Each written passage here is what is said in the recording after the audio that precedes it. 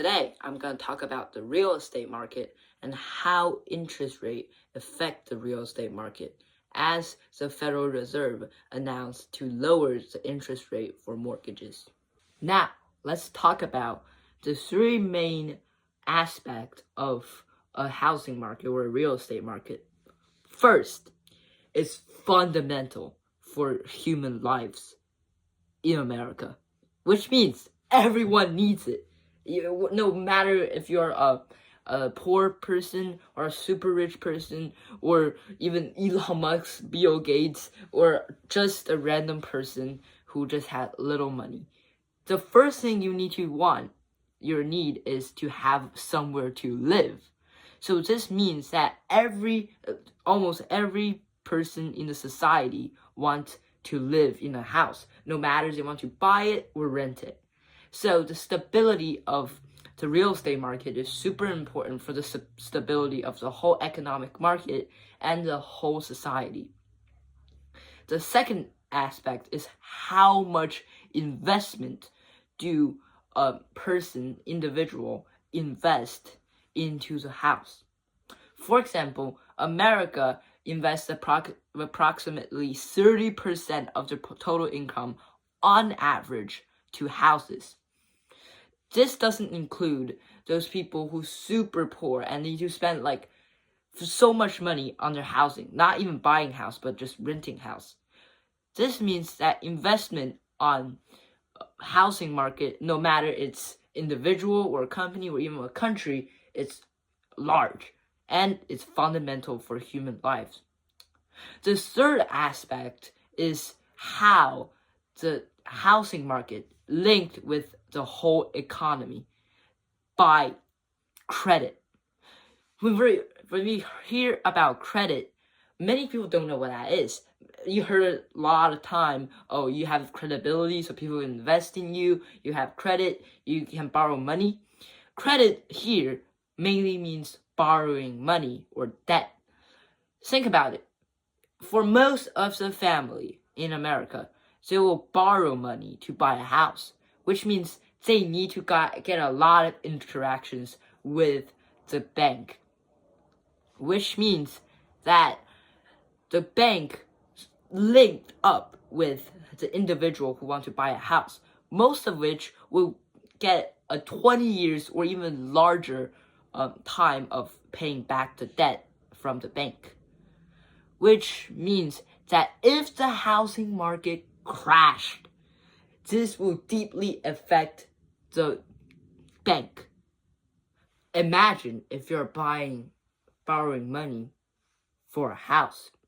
You go negotiate with the bank, and if you don't pay back the money, bank will just take your house away from you, which means you need to pay the money over and over. You need to keep up the borrowing money. You need to pay back each month, or the bank will literally take your house away.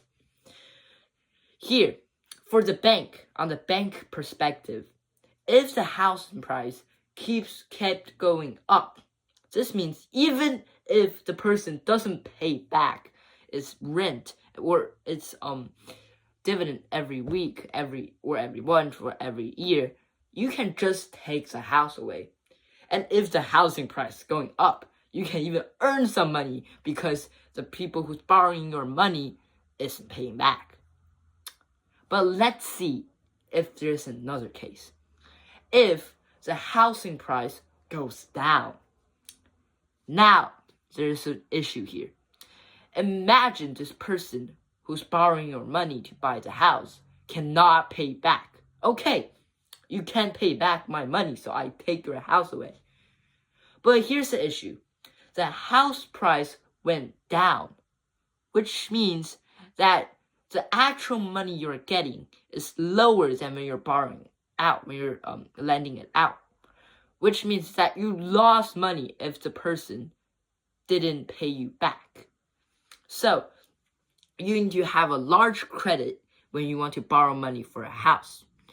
This affects a lot of economic aspects, and that's how, when housing market crash, everything crash.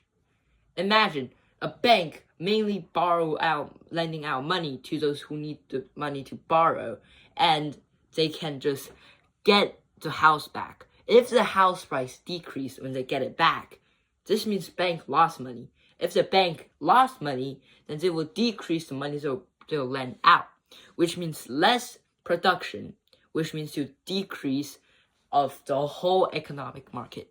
It will lead to a recession like 2008 and the Lehman Brothers, who borrow out a huge low credit funds to a bunch of people who can't even afford the house. It can keep going if the house price goes up. But once the housing market crashed, like in 2008, the Lehman Brothers just failed to keep up with their money and went bankrupt. So this is an example of how real estate linked to the whole economic system. Now, let me ask you a question. If your stock or your house prices go up, what will you do? You didn't sell your stock, so you didn't actually get the money yet. But you will feel that your actual capital has gone up. Like Elon Musk, he don't have $300 billion in cash. He has $300 billion worth of stock. So you'll feel like your overall capital went up. What will you do? Go out, eat a dinner with like lobsters, Wagyu steak, or buy some new clothes. And in the other case, what will happen if the stock prices or house prices go down? You didn't actually sell it. You only feel like your capital went down. What will you do then? You will not go out. You will not go eat dinner outside, eating Wagyu steak, lobsters, and buy new clothes. You'll think about how you not spend money. This is how the recession of real estate affects the overall demand of society.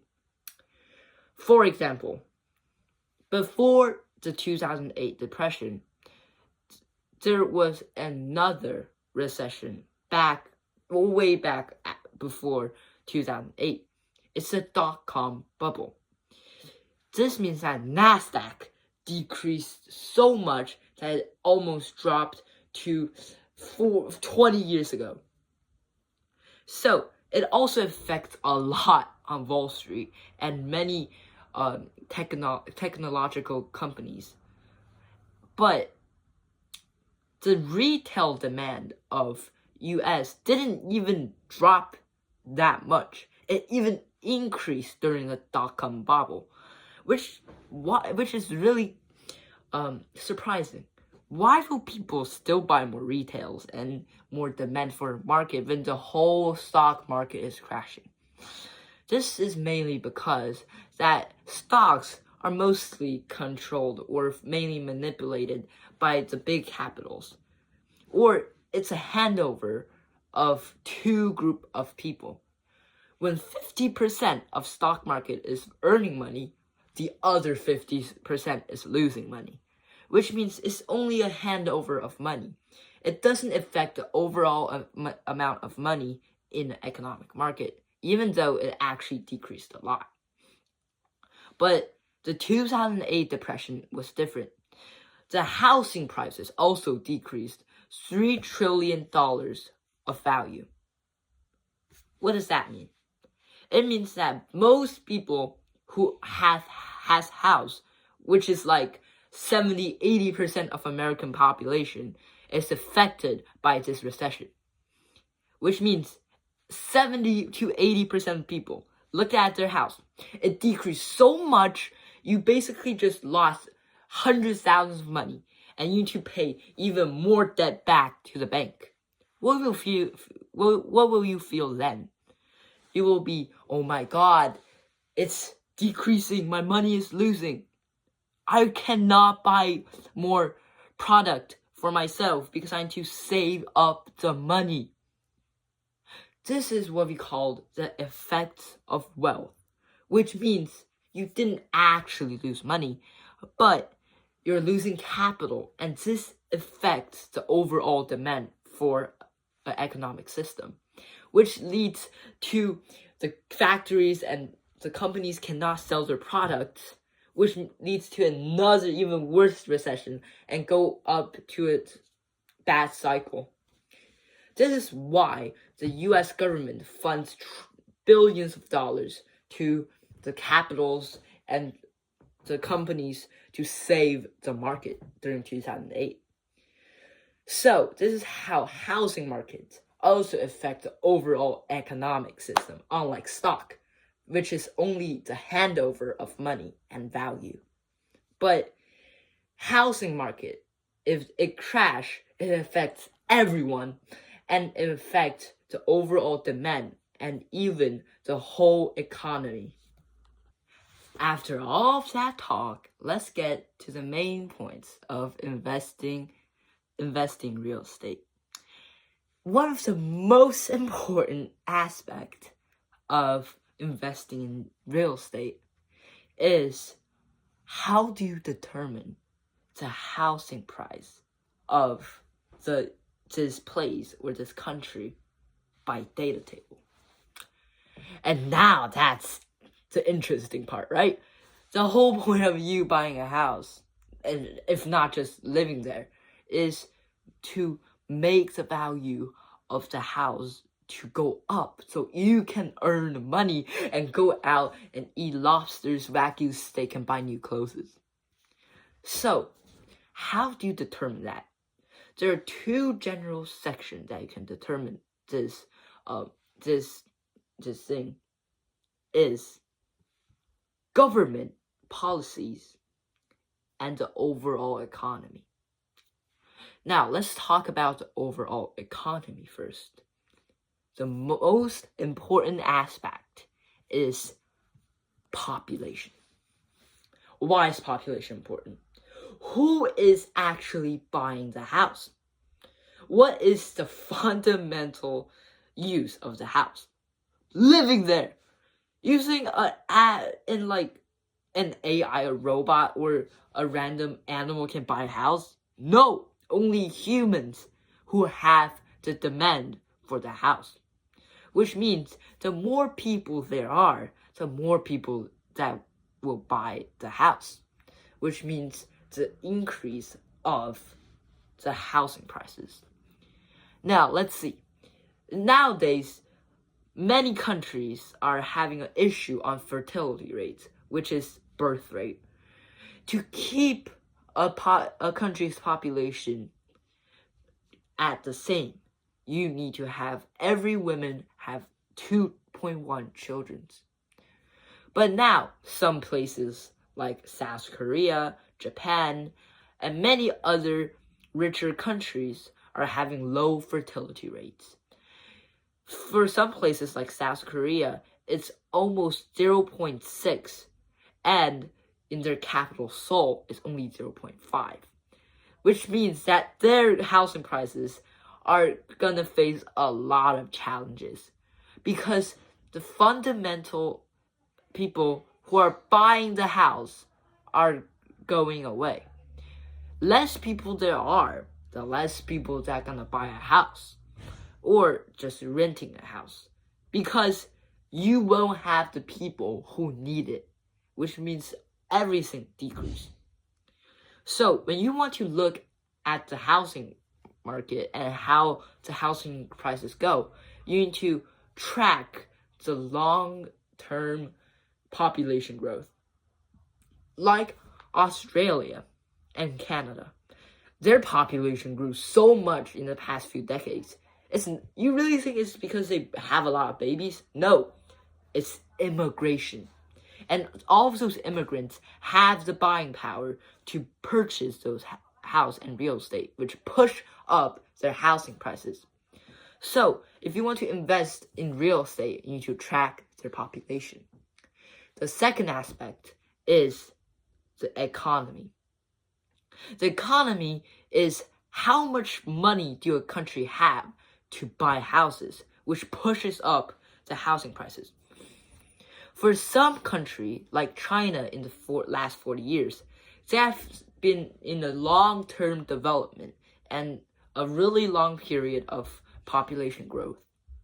But if you go to a country who's having an economic depression, like somewhere in Africa, Kenya, for example, they do have a super large population growth, but their economy is almost in a state that no one wants to invest there. So you need to look at the population and the economy.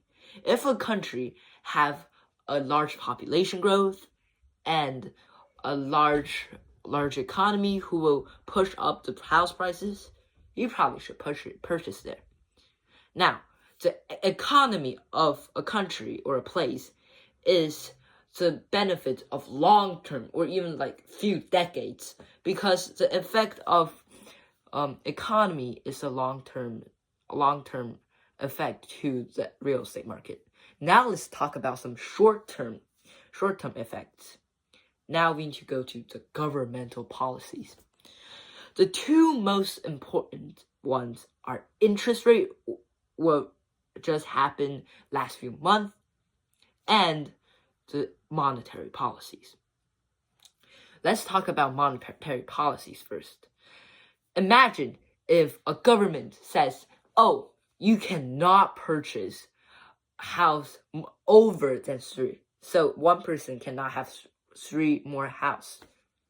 This means that the investment of real estate in this country is limited, which means the money can't go to the real estate market anymore. Or in some cases, like increase the mortgage rate, increase the house, build more houses, which also decreases the price of the house, or having many policies that regulates the trading of real estate. This could affect a lot on the housing market in the short term. Or government may give a lot of beneficial policies to increase the housing prices, like giving out loans, no interest loans to people who want to buy houses, lowering taxes even for the people who buy more houses. So it could benefit the real estate market too. Now, there's a super important economic policy that will deeply affect the real estate market. And if you are someone who wants to trade real estate, you need to focus a lot on. That's the mortgage interest rate. Specifically in America, you want to buy a house. Most people will have a loan. And in America, the interest rate you're going to pay for the next 20 years or above is the same as when you sign the contract with the bank. Which means Americans, when they're buying houses, are really sensitive to the interest rate. Because if the interest rate is too high, that means you need to pay that amount of interest rate in the next 20 years. Which is not acceptable by many people. Which means that adding interest rate or lowering interest rate, at the other hand, will affect a lot to American market. Because the people most likely will want a lower interest rate for all of their 20 years loan. So they will choose a lower interest rate to buy the house, which means when you increase the interest rate, no one wants to buy it, because that means you need to buy and use that debt for the whole entire 20 years or even above. So if in short term, the government is lowering interest rate, that's super good for the real estate market in the short term. And sometimes you need to do a lot of analysis for the economic policies, interest rates, population, and the economy. For example, somewhere like Siberia, in a city called Yakutsk in Russia, the population will increase tremendously when they discover oil around it. But they're not actually living there in long term, which means they don't want to buy houses. They will just want to rent houses. So, are you still gonna invest in Yakutsk in Russia? Not really. No one will buy the house. In conclusion, housing market is fundamental for a society. And when it crashed, the whole economy will be dragged into the hole that the real estate fall in, like the 2008 recession. And to determine if a house price is going up or the whole real estate is going up, you need to determine by the 4 factors: population, economy, the policy, and the interest rate. The Federal Reserve decreased interest rate in the past few months. It could increase the housing price of America, and it could make American economy back to when it's having the largest demand. Since many years ago, the 2008 recession decreased so much retail demands, and the COVID crashed American retail demands again. So, if America can get back from the whole effects from the COVID-19, that would be great. If the Federal Reserve can simply save American economy by decreasing a few points on the interest rate. Thank you for watching. Please subscribe and like.